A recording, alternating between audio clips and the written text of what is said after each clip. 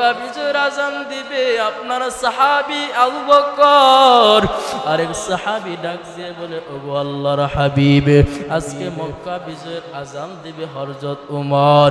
কারণ হলো হযরত উমর 39 জন সাহাবাদেরকে নিয়ে মক্কার মধ্যে কালেমার পতাকা উড়িয়ে দিয়েছিলেন।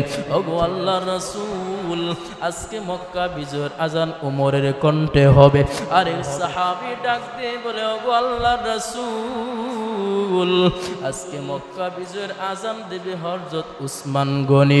কারণ হলো আপনার দুই মেয়ের জামাতা হযরতে উসমান রাদিয়াল্লাহু তাআলা আনহু। আরেক সাহাবী ডাক দিয়ে বলে, ওগো আল্লাহর রাসূল, আজকে মক্কা বিজয়ের আজান দিবে হযরত আলী। নবী বলেন, বসো। সিদ্ধান্ত পরামর্শ হয়ে গেল। সিদ্ধান্ত আসবে কার পক্ষ থেকে? আওয়াজ দিয়ে বলেন, সিদ্ধান্ত কার পক্ষ থেকে আসবে? নবী পরামর্শ করলেন, সিদ্ধান্ত আল্লাহর তরফ থেকে আসবে।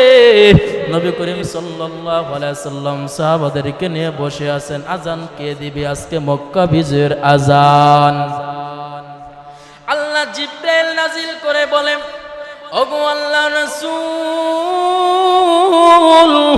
আজকে মক্কা বিজয়ের আজান হযরত আবু বকরের কণ্ঠে হবে না। আজকে মক্কা বিজয়ের আজান হযরত উমরের কণ্ঠে হবে না। আজকে মক্কা বিজয়ের আজান হযরত উসমানের কণ্ঠে হবে না গো। আজকে মক্কা বিজয়ের আজান হযরত আলীর কণ্ঠে হবে না। আজকে মক্কা বিজয়ের আজান হবে ওই আফ্রিকার জঙ্গল থেকে আগত কালো কুৎসি বেলাল। ওই কালো কুৎসি বেলালের কণ্ঠে আজকে আজান হবে। আমার মাওলার সিদ্ধান্ত, আজকে আবু বকরের কণ্ঠে আজান হবে না, আজকে হবে বেলালের কণ্ঠে মক্কা বিজয়ের আজান হবে। সুবহানাল্লাহ। আজকে মক্কা বিজয়ের আজান দিবে হযরত বেলাল। বেলাল রাদিয়াল্লাহু তাআলা আনহু। নবী ডাক দিয়ে বলে, বেলাল রে, বেলাল কোথায়? বেলালের দাম কত তোমরা কে জানো নি?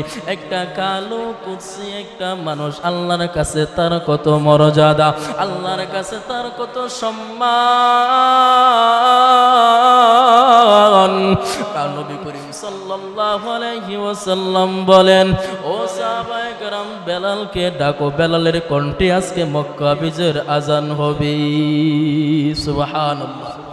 কেমন ছিলেন তারা? লোক দেখতে কালো কিন্তু